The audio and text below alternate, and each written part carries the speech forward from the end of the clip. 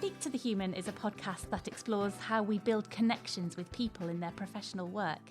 It's about the human experience at work and about how to foster that connection and belonging to support people and their organisations to flourish. I'm your host, Sarah Abramson, and I'm looking forward to you joining me in hearing from our brilliant guests. In this episode, I'm joined by Christine Armstrong of Armstrong and Partners. Christine works with business leaders to help them understand trends in the world of work, within their organisations and beyond, through research and practical strategies. She's dynamic, insightful and shrewd, making sense of how big trends are experienced at the human level for real people and real teams. She's a brilliant, funny speaker and her weekly vlogs are well worth a follow. In this conversation, we explore why the drive for productivity is so often counterproductive because it focuses on rules, compliance and systems rather than the experience of real people.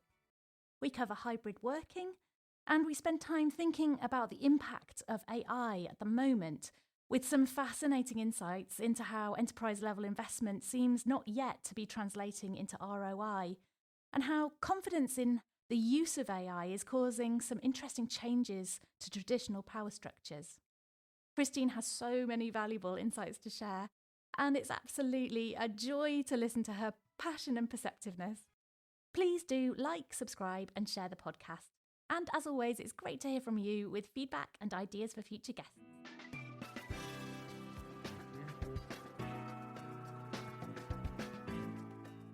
Hi, Christine. It's such a pleasure to have you joining me on the podcast today.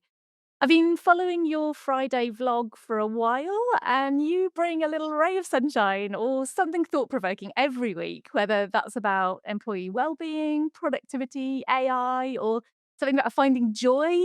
I just really love having something that nudges me outside of my own thought bubble each week. And you do lots of keynote speaking and you interview some really super interesting people as well. So honestly, it feels special and a real delight to have you as a guest on Speak to the Human. Welcome. Thanks for having me. I'm very excited to be here. Great to start. If you can sort of talk a little bit about the work that you do and what led you into it. So I am really, really nosy. I just love to poke around in people's cupboards, literally or figuratively. And when I started out my career, I worked in communications and I went to an ad agency. And the European head of planning had a fight with my then boss and marched out of the building. And I was asked to temporarily run our global research projects into the big trends of the day, the green agenda, people's relationship with their phones, what was going on with 20-somethings. And so I ran these kind of international, global insight reports, and we filmed people in their houses. We looked at the data, and then I would go and present them in different markets. And I loved that job. I loved gathering the information, analyzing it, presenting it, and then taking it out into the world for clients to be able to use. And so really that's kind of in different ways what I've done since. But over time, I've got really fascinated by the world of work and how we make it better. So my focus now is researching the world of work, all the big trends, all the data, with lots of interviews with people in work about what's working, what's not working for them, and really presenting that and bringing it to organizations to say, look, here's what the research says. This is what you could do better. Try this. Like, there's so many ways we can make work better than it is now.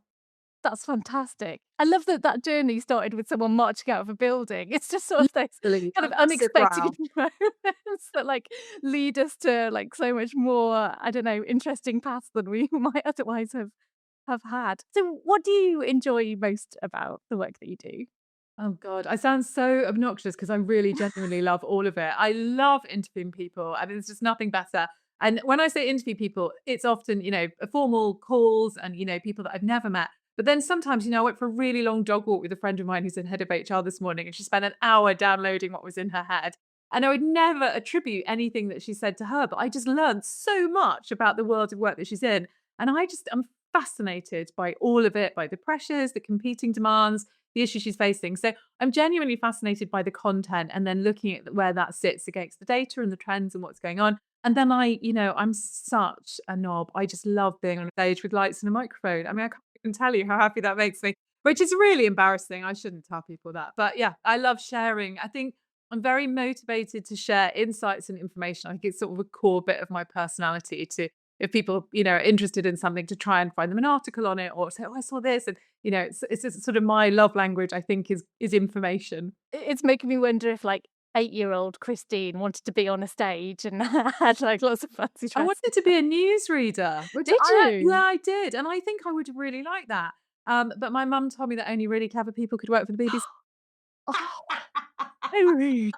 Oh, what we let our mothers tell us. Brilliant. Brilliant. But she's not, she's a 70s mother. She's a very kind of like, call your Yeah, horses mother, yeah. not a puff, you're amazing, darling, you can do anything mother. No, mine too.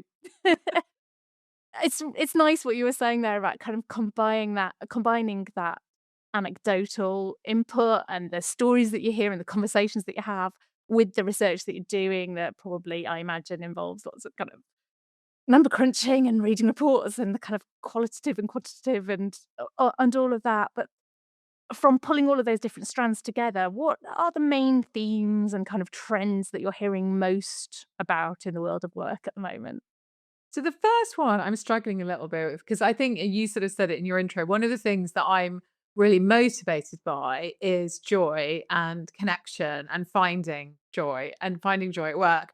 But one of the things that I'm really hearing so much about at the moment is people being really frustrated by their jobs and feeling unheard and unseen, feeling that there's just too much bureaucracy, there's too much compliance, that too much training has become remote and online. And, I was listening to a conversation the other day. I was at a client event and the client was speaking before I started and saying, oh God, that new compliance training, you can only increase the speed of it to 1.75. It won't let you take it to twice the speed.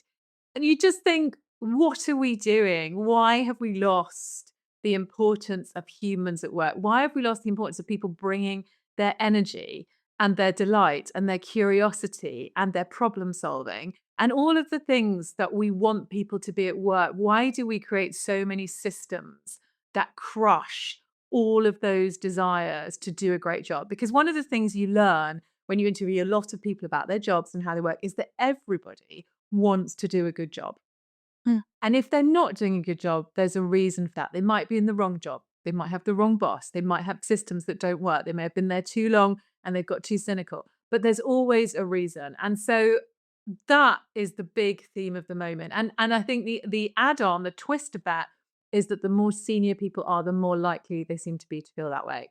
Hmm. And I think we're doing some work now. It's called the False Summit, around the idea that just so many people we talk to are kind of like, I thought I'd get to this point in my career where I was maybe at board level, maybe I was a director, I'm really well paid, I've got a great job title, my friends and family think I have a really impressive job, but I just feel stuck. I feel unheard. I don't think I make a difference. There must be more to life. But also, I have huge financial responsibilities. Probably in most cases, they're the person with the biggest income in their household. They don't feel that they can change it easily. They feel that they have responsibilities and that if they do something dramatic, that would risk their whole household. So I think that's a very, very painful place for people to be. Where do you think we've gone wrong? Like, what's happened that people are feeling crushed like that? And what do we need to do about it? So I think we fall into systemized thinking around what productivity looks like, around rules, around compliance, around reducing risk. And I think we forget that the bigger risk potentially is actually all of these things crushing the very drive and energy of the people who we want to make work. And just that, as a simple example, Microsoft put out some work earlier in this year and they do loads of survey work, which is great. But also the great thing about Microsoft is they have access to the raw, real data. And their data showed that people were on average interrupted 275 times every day at work. So every 3 minutes, they're being interrupted by some ping or message. But that's only on Teams products. Okay, that's only on your Teams email or your Teams conversations. That isn't your WhatsApp. That's not an Amazon delivery person knocking at your door. It's not a phone call. So we're just overwhelming ourselves with information and then making poor decisions about what matters. We're reacting to lots of things. And I see lots of leaders trying to figure out a way through it. But as somebody from one of the big management consultants who said to me recently when I was talking to them about this, there are so many systems, everything's linked, and it feels like if you pull a string, the whole thing could unravel and you don't know where to start. So almost we've created so much complexity people are just losing that connection and that energy. And great leaders, I think, can find it within pockets of teams, but it's very difficult to change it at an institutional, organizational level. Yeah, I was at a conference yesterday that was about risk and compliance, and all day everyone was talking about systems, rules, audits, safeguards, stuff that isn't people. And I kind of found it increasingly depressing as I went through the day, and particularly when there were a couple of presentations that were clearly AI generated. That I was like, "What's happened?"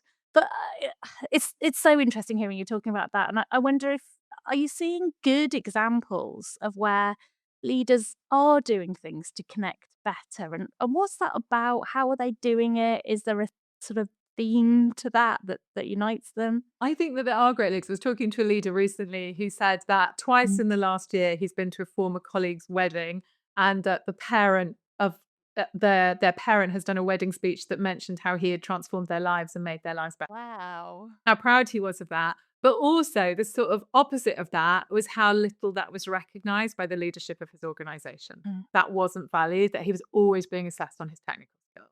Mm. And so I think we see individuals who are great leaders who have enormous loyalty from their teams, but we see lots of systems fighting those great leaders. And until we recognize and celebrate those leaders and let them do what they're able to do, I think it's really difficult to make change at an organizational level. And so I don't really see it in big organizations. I see it in small teams and I see it in smaller organizations. But if I gave you the name of a big organization, and I know because I've done this before, and said, these guys seem to be doing a great job, I will immediately get 10 or 12 emails from people who've worked with them before, or who work with them now, or whose partner works with them going, you must be joking because blah, blah, blah, blah, blah, blah, blah, blah, blah. So, it's difficult to get it right all the time, but there are people doing great work and we have to let them do it. Yes, yes. And I like that because I think you can get subcultures, like little pockets, and when I've worked in bigger organizations, you definitely see those pockets. Do you think that comes down to individual people that then have a more of an influence over those pockets and how they sort of lead within something that is kind of more in their sphere of influence? Yeah, I mean, we've got really good research. We know what good leaders do. They solve the problems of their team. They create capacity in the team. They have a strong connection. They see people in their teams. They have that good relationship. And you see examples of that. What we see now, and I was talking to somebody at an event last week, we were sort of analyzing this after I'd spoken, who said, we've moved from a system where you had a team where you had a boss or a leader who you either got on with or you didn't, but this particular person really loved the leader of their established team. But now we just reform teams on every project that we're on. That's the model we work to. So you never build those relationships. You Mm. don't feel you know anybody very well. We're just designed for each individual project and then we disband. And a lot of people are like, what's the point in investing in those relationships? So I think we've genuinely forgotten our humanity. Yeah, yeah, and so much of it comes down to culture, doesn't it? It's what environment are we existing in at work? It really matters. It's not just well, it shouldn't just be about going and getting your paycheck. It's about being a real human and Well, one yeah. of the big factors of whether people enjoy their job, whether they think they're doing a good job, is their ability to deliver for whoever they think their customer is. So if you think about it at a really simple level, I don't know, if you do run the check-in desk at a hotel and people arrive and the rooms are ready and they're clean and there's a cup of coffee waiting for them and everybody comes in and smiles and is delighted to be here, you're going to feel you have a much better job than if you're on a front desk, none of the rooms are ready, this hotel looks shabby, people come in and they're grumbling and there's nothing to offer them to eat or drink. And so actually, I think, going back to this humanity point, as an organization, we have to really focus on it's the old model. I think I was probably taught it in, I don't know, 1990. If we can create a happy environment where our staff are connected, where they can do a good job, then we can do good business. But so often we let the clutter of modern workplaces, the over communication, the over bureaucracy, the over compliance, the over risk management get in the way. Yeah. Do you think are leaders nervous? Are they worried about getting things wrong? Is that what it's coming down to? Or is it over complexity? They What's are worried happening? about it. I think they're worried about making a mistake. They're worried about change coming back on them. They tend to be short term in their jobs, as we know. And very often they've grown up in those organizations. So all of it is so normal that they can't even really see it anymore. It just is how business is done. And also, it's incredibly difficult to change. I mean, I interviewed somebody recently who had moved to a 6-hour working day. pre-COVID and working for a management consultancy in Germany. I'm going to remember his name in a second. I'm having a bit of a mind blank. I'll send it to you at the end.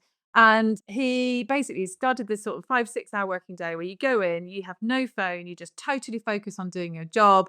You start at 9, you finish at 2, well, it might have been 1 or 2, and you don't take calls, you just get on with stuff and you do emails right at the beginning and end of the day and everything is scheduled. Said it worked really brilliantly. It was great for people who had kids to pick up from school. It was great for people who wanted to do other things, sports people who just wanted to work that way. And it made them more competitive in the market because people wanted to work like that. But as soon as COVID came along and people working from home, I've just never been able to get it managed again. And even in this is about a 45-person agency, I just can't get it and my hands around it again. I can't work out how to do it. So I think it is really hard to get control of this. I was talking to a group of CFOs last week at a massive government organisation, massive. And they are CFOs with the most enormous budgets that you can possibly picture. And they feel they have almost no control over Really? in their teams. Yeah, Oh, that's scary. it is. It's interesting that you touched on COVID there as well, because, I mean, do you think things have changed substantially in the hybrid world, the remote working increase? Is how much of a factor is that? And again, have you seen examples of kind of overcoming some of the barriers that can create and still doing it well? So what we know about hybrid is that people always ask for flexibility. So if you ask people what they want, 90-ish% will say, it varies different surveys, but 90-ish% would say, I want to work flexibly. And then you question, what does flexibility mean to you? And for most people, it means reasonable adjustment. It means if I've got something on, I can work from home. If I'm doing this, da, da, da. But what people interpret that is that people just want to come and go as they please, which some organizations have. A lot of organizations have moved, though, to what I would call fixed hybrid, because what they've understood is that people really value predictability. People are creatures of habit. They want to know when they need a car, when they need a train ticket. They want to know where they're going to sit when they do go into the office, who's going to be there, why they're there, why are they in the office if they paid their money to get on a train or drive their car and get there. And so what we see is that productivity seems to be much more correlated to how satisfied you are with your work and your environment and what you're doing than it does to geography. But there isn't a productivity dip from hybrid. People who are happy with it do really, really well. Equally, people who want to be back in the office 5 days a week who are happy doing that, and there are groups of them, are also, do really well with that. The trouble you've got with that is it's harder to get people in and a lot of people resist it and it leads to conflict and so on. So what was your original question? What's changed? I think what's changed is that we've opened up the workforce to lots of people to work in different ways, which is fantastic. I think lots of organizations have navigated a path to a model that works for them, whatever they do, whatever their culture is. And you would expect a big American investment bank to have a different model to, a British retailer head office, perhaps. So you would expect that difference, and that's great. I think the worrying sign is the sort of Trumpian backlash of this is lazy, we're not getting the work done, this isn't the right way to do it, everybody needs to go back in. I think the reassurance you can take, certainly from the American data, is that despite all of the headlines and the shouting and everybody bullying everyone back, actually work at home rates haven't really changed very much for the last couple of years. So I think it's here to stay, but we will get periodic backlashes against it, and organizations have to make their own decisions and make it work for their talent pool, for what they do, and for the people they want to recruit in the future. I've had enough conversations with people in different organizations who have done the same thing, but it's been received really differently by their organization. There's someone that I was talking to recently who had been responsible for rolling out the communication about moving to increased hybrid. And frankly, abuse that she got from people about it. You mean increased days in the office? Yes. More days in the office. People responded to that really, really badly. And I'm sure that kind of thing probably breeds itself within an organization. You hear one person complaining about it and you think, oh, man, that's the downside for me as well. But do you notice that? Do you think people are responding differently to the same thing in different contexts? I think it's how verbal they are and how safe they feel to express how they really feel about it. There's some fantastically amusing American data I think it's about 43% of Americans said that they would rather get divorced or break up with their current partner than go back to the office full time once they Oh had. my God. So what I always say to organizations is it's not just the scale of people who want to work flexibly, it's the depth of feeling that they have. They attach huge importance to it. So you can try and bully them, you can try and rough ride, you can try and cajole them, you can try and pay them. But actually, you are fundamentally going against what it is that they want. And you've got to be sure that that is worth it for you. The data would suggest on productivity terms it isn't. It might be on brand for you, that's fine. But you need to know you will get a lot of resistance, whether it's expressed openly or not. I'm interested in how difficult it is to get a real reflection of what's going on there, what's really behind people's emotional response to something. Because there's some tension in there between flexibility and predictability, and people want both, from what you're saying. And there's a tension between us having our own home lives and the ability to exist better, have a better experience in that home life, and the need for us to connect with our colleagues as part of our lives as well. So, and in both ways, we still need to be human, and everybody kind of wants all of that. Does it really come down to something deeper, like we don't feel in control of our situation and we're trying to get some control back? Or I think it's, as you say, difficult to break it all down. What I hear a lot is I like going in when I do go in. I love seeing my colleagues. It's a great to catch up with everyone. And 2 or 3 days a week is more than enough because I actually need to do some work. So I need 2 days at work where I can turn off all the pings and the machines and actually get some work done.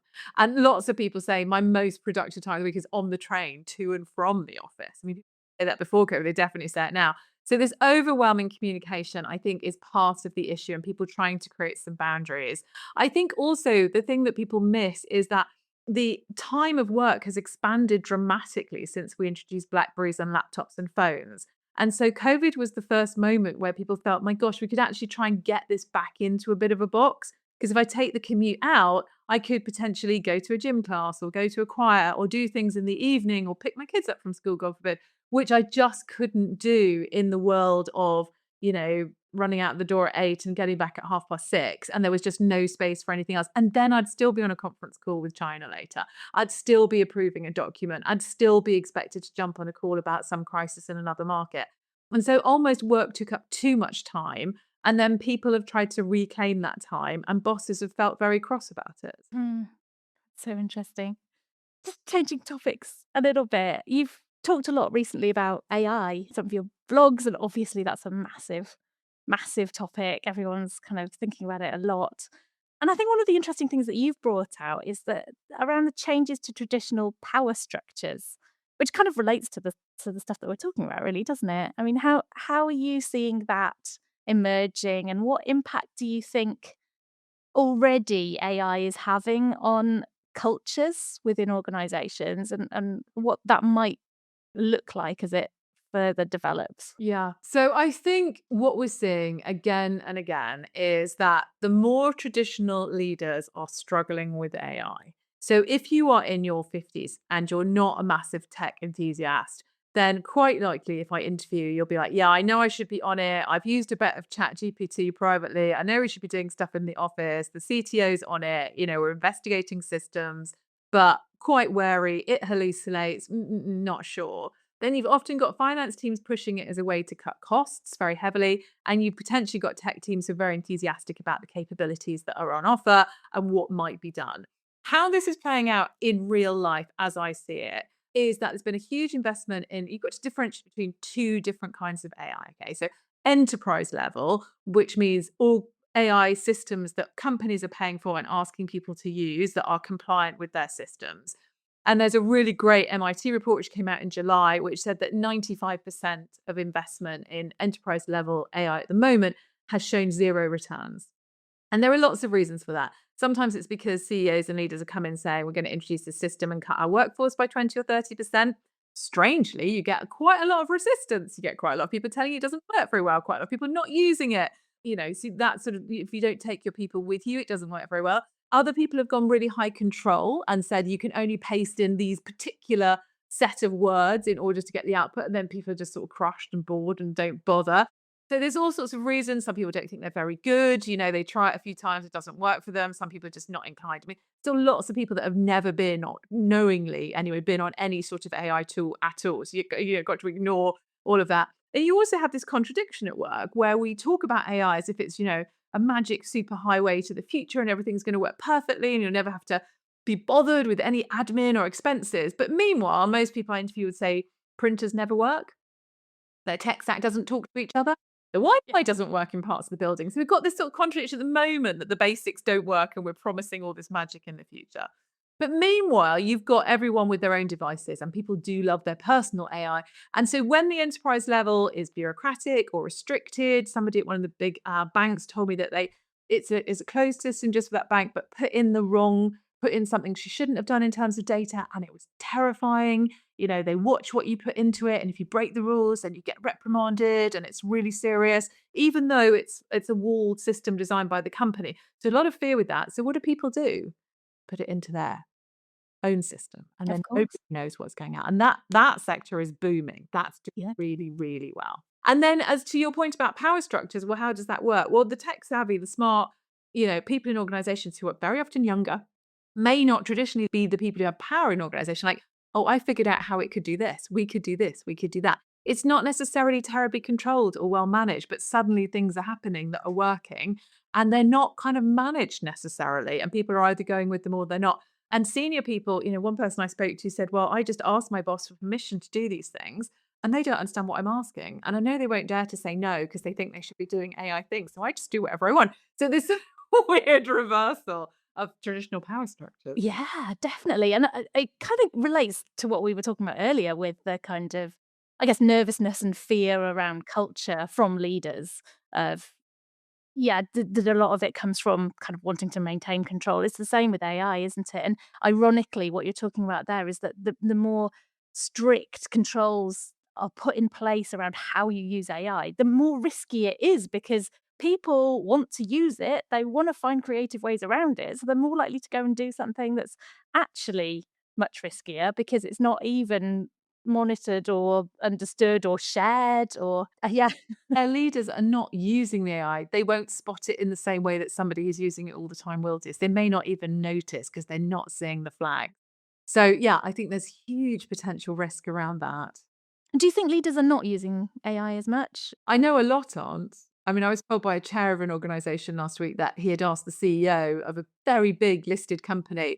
They were in the middle of a sort of crisis negotiation. So can you just put that in as an Outlook call? And he said, I don't know how to. And he said, the thought came into my mind, if he can't put in a Teams call, then he does not know how to use AI. And he had some questions he was going to ask him about that. And I certainly speak to leadership teams now who say, honestly, I just, the whole thing terrifies me. I just, they don't want to admit it. And where they default to as an excuse is, well, it hallucinates, you can't trust it, you have to be careful. I think one of the interesting things to take away for people is that everybody thinks that they don't know enough about AI. So everybody, and myself, I nearly caveated this at the beginning, so I'm not a technologist. I'm interested in the human experience and how it changes behavior. But nobody does. Nobody knows everything that there is to know because it's too unknowable. And so all we can do is try to keep up to speed, try to keep brief, try to keep up with what's possible, what the options are, and to relax with that rather than constantly feeling we don't know enough to make any decisions because we do have to move forward in this unknown world. Do you think it requires a bit of humility here? Like, to say, actually, we need to combine differently the capabilities that we have in an organization. So yes, senior leaders, people who've been on the board, whoever, have an ability to ask the right question or good questions, hopefully, think about strategy, and actually, if capability around AI or around how you might use technologies and what's available to you needs to come from a different place, can we combine those things differently?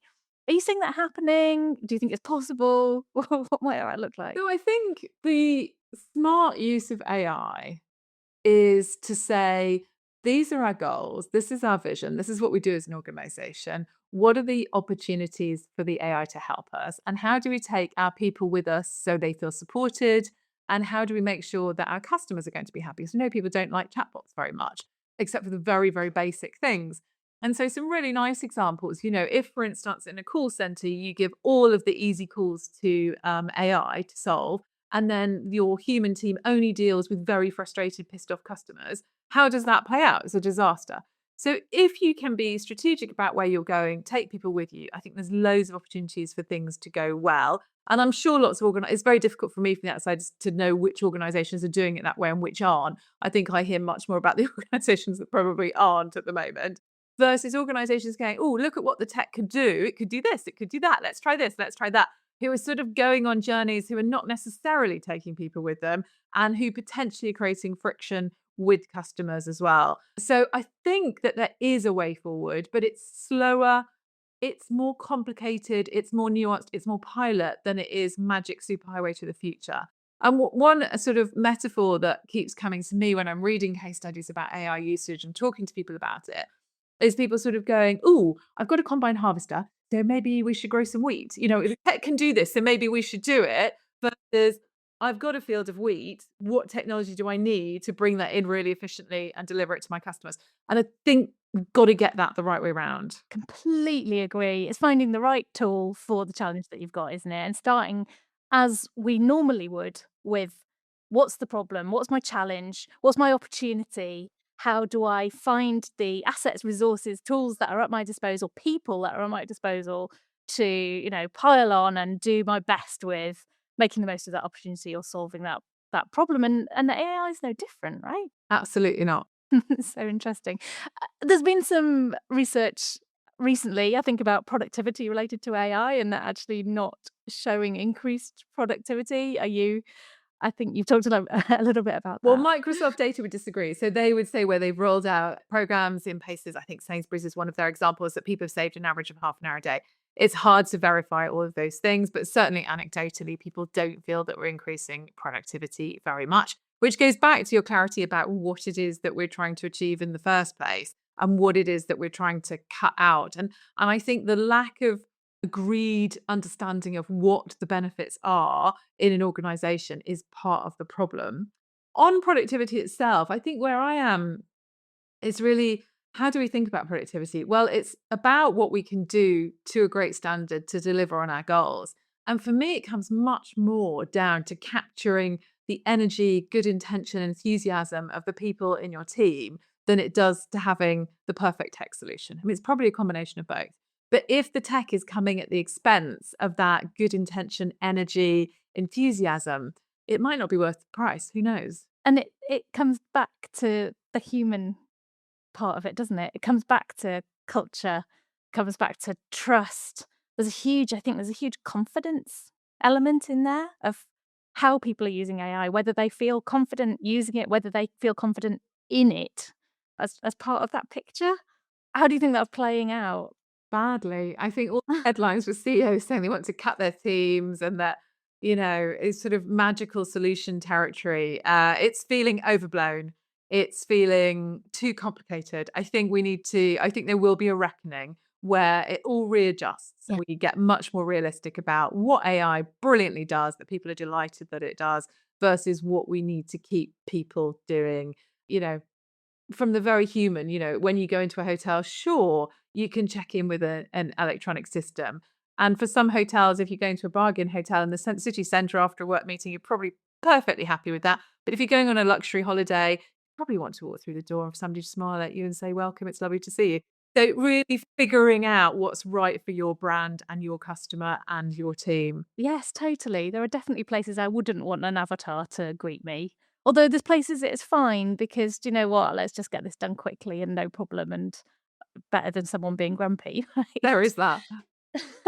I think it feels like for those of us that can remember back to the .com Exactly right. boom, it feels like there's echoes of It that. really does feel. But I suppose when you're in a bubble like that, you can't see out of it. You can't see the other side and like whether this is the same type of thing or whether we are in this and it's here to stay. I think it's here to stay, but I think it'll be, and my general assumption about life, this will be tested, is that it's not usually as good or as bad as you think or fear it might be.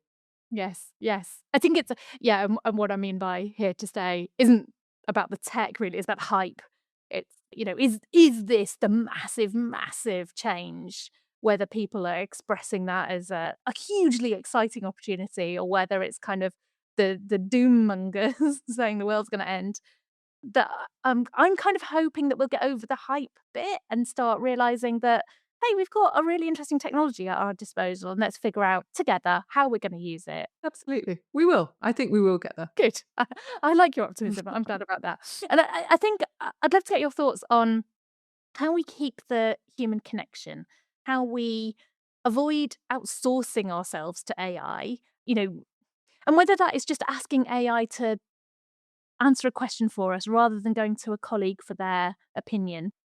How do we sort of carry on having the human connection whilst using Mm. tools really well? So whenever I speak at events, I almost always try and convince the organizer to let me do something. And sometimes they do. Usually they do. Occasionally they say, oh, no, it's too weird. And what I do is a sort of Nancy Klein, you can look her up if you're interested, thinking partnership in a very rough and ready version, where I'll just say, turn to the person next to you and let them speak for 3 minutes and don't comment and don't interrupt. Just let them talk. And then we'll swap over. And the most staggering things happen in the room. People who've worked together for 15 years say they've had a completely different conversation to what they've ever had before. People who've never met before say that they know they're now going to be friends for the rest of their lives. They're just like, we're friends now. We are just friends. People cry.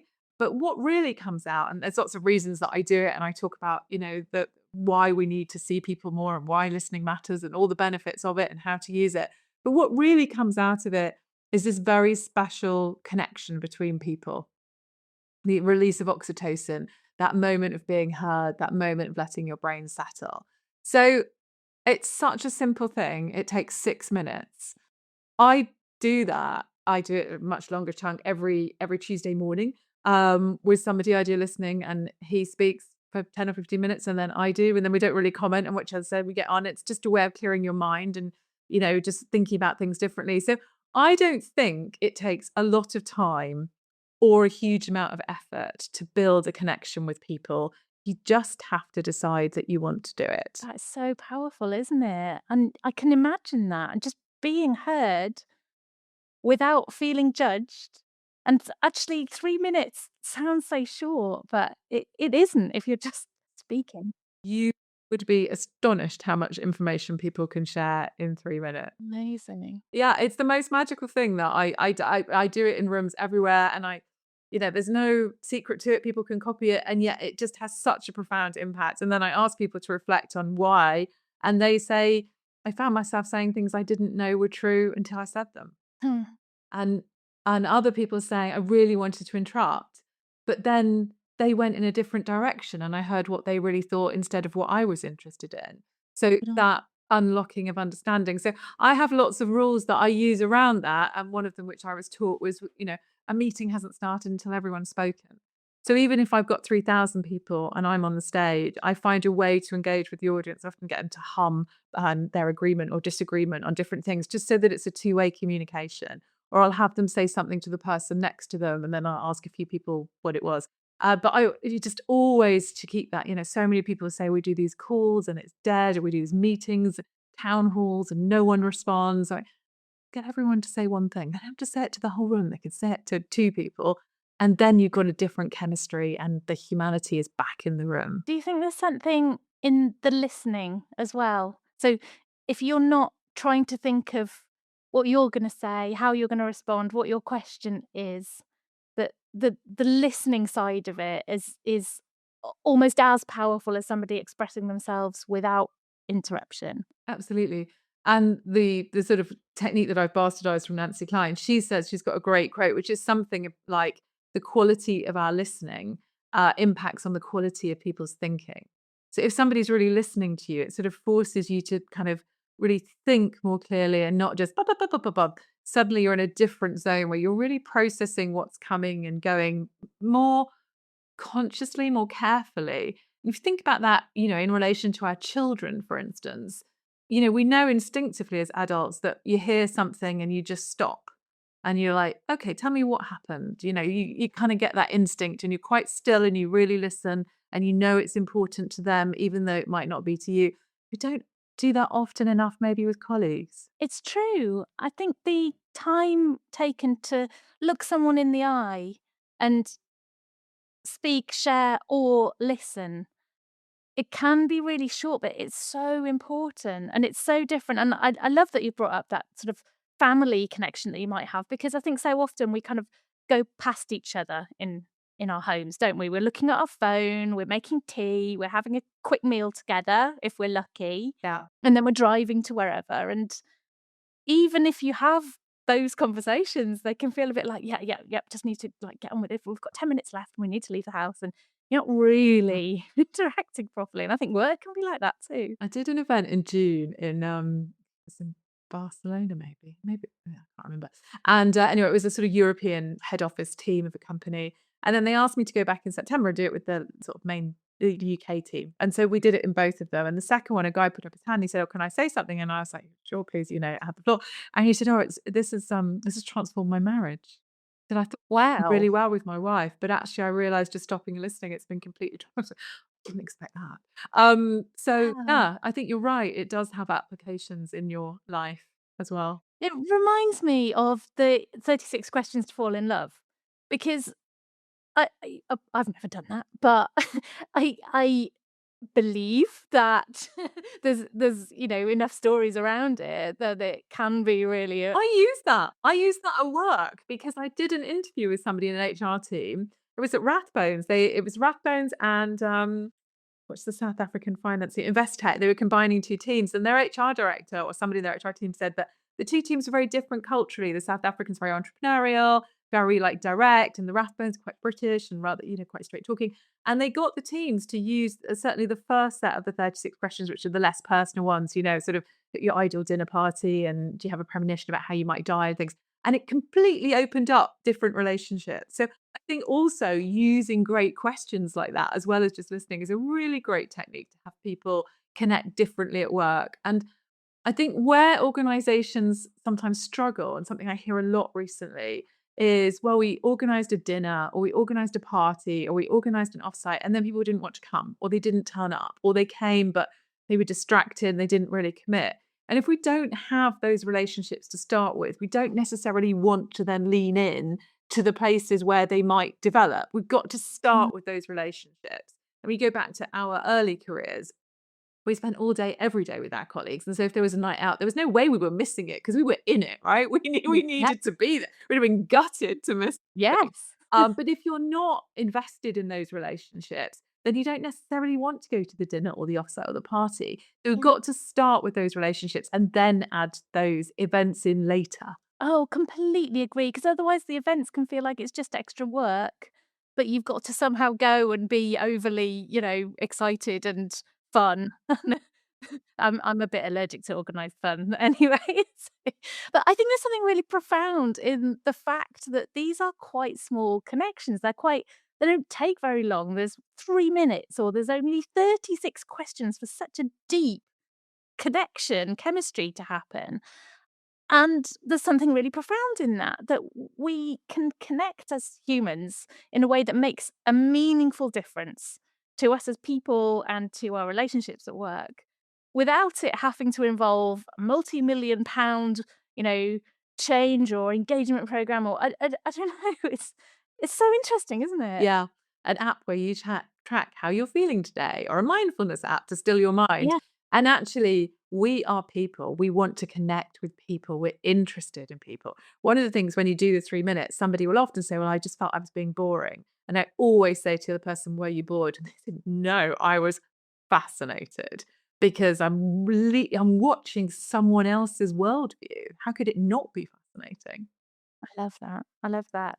How do you think the focus on humans at work, whether that's kind of in the way that we're talking about in building those relationships, whether it's around well-being, whether it's around inclusivity, how does it connect to something that makes a business more successful? I think that processing something I just said instead of your question.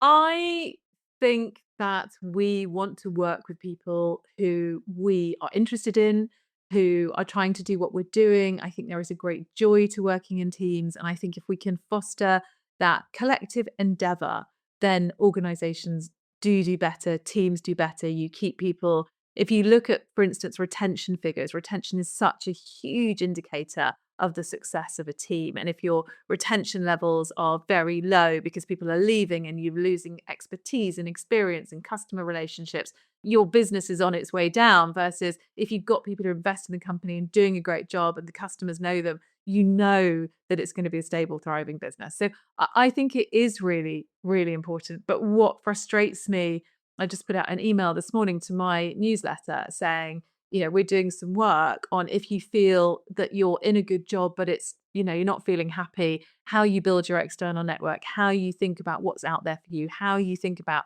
other alternative paths. I can't, as we're speaking now, I'm just watching all the emails coming back saying, me, me, me, me, me, me, me, me, me. Can I talk to you? When are you free? Please let me do a trial of this. So I just feel that the mismatch is really strong and powerful. Mm. Mm. It's so interesting, isn't it? Are we overlooking the fact that organizations only exist because they're collections of people? Yeah, I think we might be.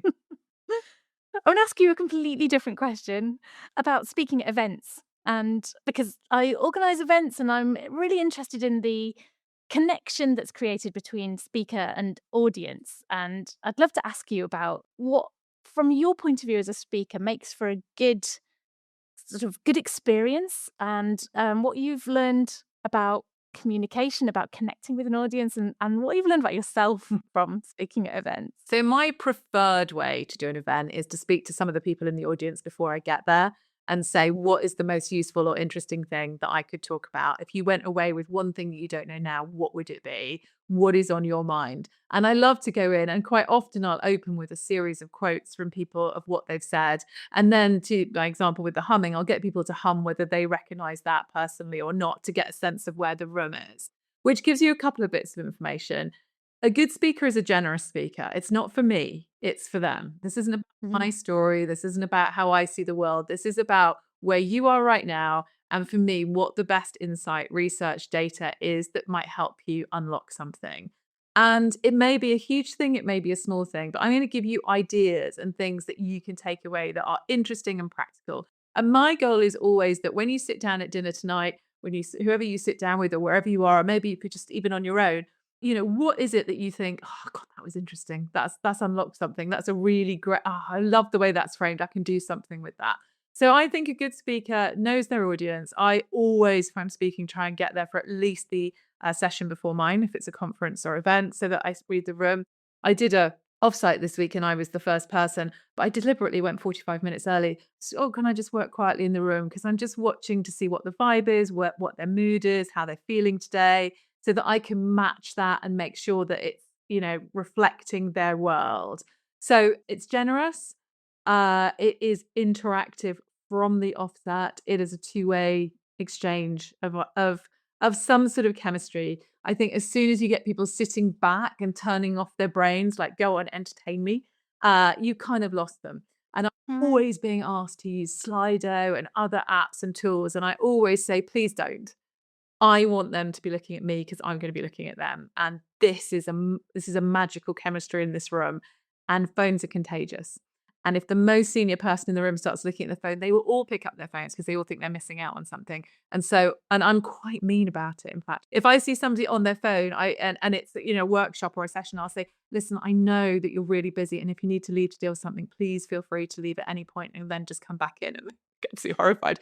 But just because, you can have an amazing experience in a room, having a speaker, it's a great joy. It should be fascinating. It should be the highlight of your day, and you've got to give it the space to be great. Yeah.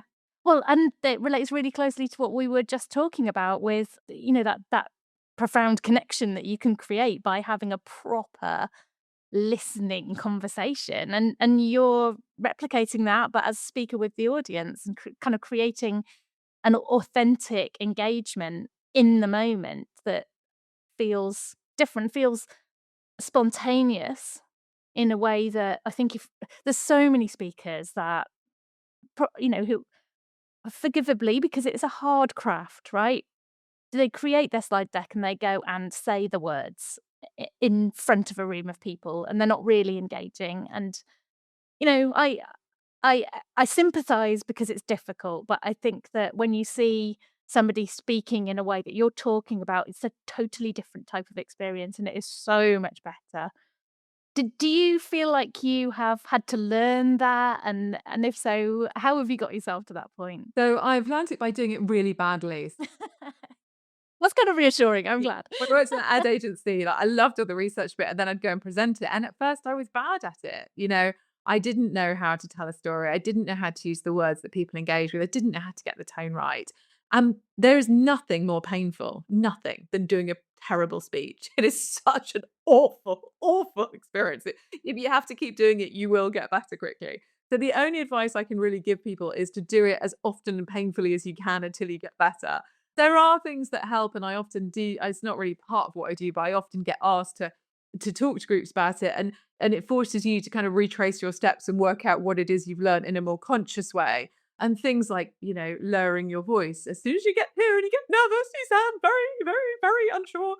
So just grounding, being really, I find using sort of the most normal language. You don't want to get into intangible, strategic, interactive, asymmetrical vulnerability kind of words that people can't understand. You want to bring it into things that they can see, that they understand. I also think being self-deprecating, for me, and not for everyone, humor is very personal, but for me, being self-deprecating and making them laugh, it warms up the room. They're more generous with their attention. They're more engaged. And if you go and say, I'll say, I'm a terrible driver. I have no interest in driving. I mean, I do it because I have to, but it's just like my brain doesn't work that way. If I had a car that drove me, I'd be perfectly happy. If you say that, then when you say, do you know what I'm a connect. Okay, so I'm really good at connecting people who are interested in the same things. You know that both of those things are true. Whereas often people go in and go, 10 things that I've learned about being a great leader.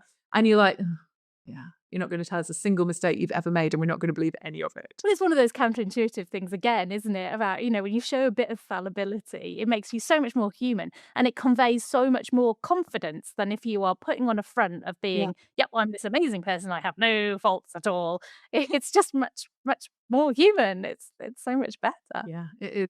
It's a strangely powerful thing to do, to tell people what you're terrible at or what went wrong. So, but I do think, to your original question, I think doing it often is the answer, in finding your own sort of way of engaging. I think the only thing which I would say, as somebody who books speakers and hosts event, is, and most people are, because generally if you go and speak, people want you to do well. But there's such a difference as a speaker when you turn up and somebody says, "Christine, I'm so glad you're here. Have a seat. Do you want a cup of tea?" Somebody will take your coat, versus sometimes you walk into events and nobody knows who you are or where you're going, and nobody's got a mic and the slides haven't been loaded anywhere. And there is a real difference. You kind of feel like, if you want the best out of speakers, just give them a moment when they arrive. That would be my only Oh, request. absolutely. Couldn't agree more. I can't imagine as an event organizer not treating all the speakers as a sort of special person that's coming in, because they're part of helping you to create what you want to create and you're working with them, and it's, yeah, I don't know, it's a really important As we know, relationship. we've all done it, and so sometimes you're just not in it because there's so much going on, which I totally understand. My job's there to Yeah. be there to be calm and supportive and help. This has been an amazing conversation. I've enjoyed it so much, Christine. Thank you so much. I want to ask you a final question that I ask all of my podcast guests, which is, speaking to you as a human, what's exciting you at the moment, and what are you looking forward to or motivated about, either in work or out of work? So on Monday, I went to a boxercise class. Have you ever been to Oh, one? Oh, it was no. so exciting.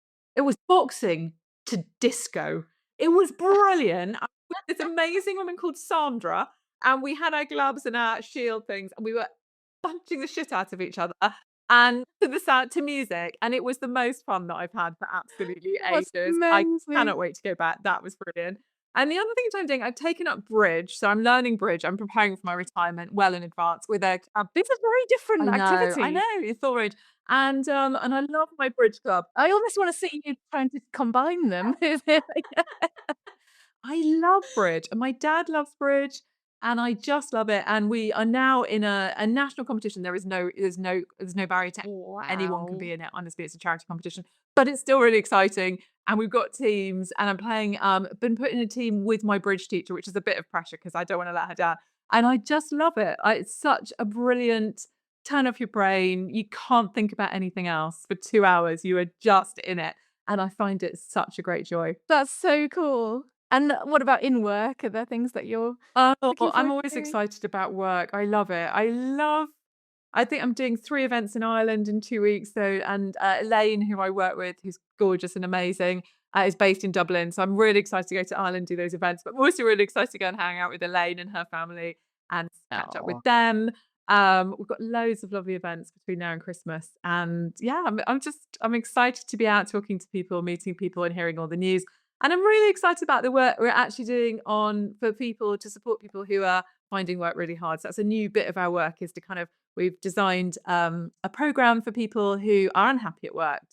I think one of the things people see that I maybe know something about is how to navigate the external world, whether it's a network, whether it's LinkedIn, whether it's being on a panel or speaking, or just thinking about how you appear outside of your organization. And so we've put together a little program. I feel like it's very new. I haven't really talked about it, but we put together a little program to maybe see if people would like some help with that. And yeah, initial signs are they really, really do. So fingers crossed that that will be useful to people. fantastic. Where would people find out about So that? I'm posting about it on LinkedIn. You can sign up for my newsletter, which is on armstrongpartners.co.uk. You can find my email there and email me, or just give me a wave anywhere. I'm pretty easy to reach. Fantastic. Thank you so much. I know you're super busy, so I am so grateful for your time. Really, really appreciate it. And honestly, it's been fun, interesting, insightful talking through all of this stuff. It's just been an absolute pleasure. So thank you so much. Thanks so much for having me. Thank you. I hope all the listeners have enjoyed this conversation as much as I have. Please do like, subscribe, and share. And bye for now.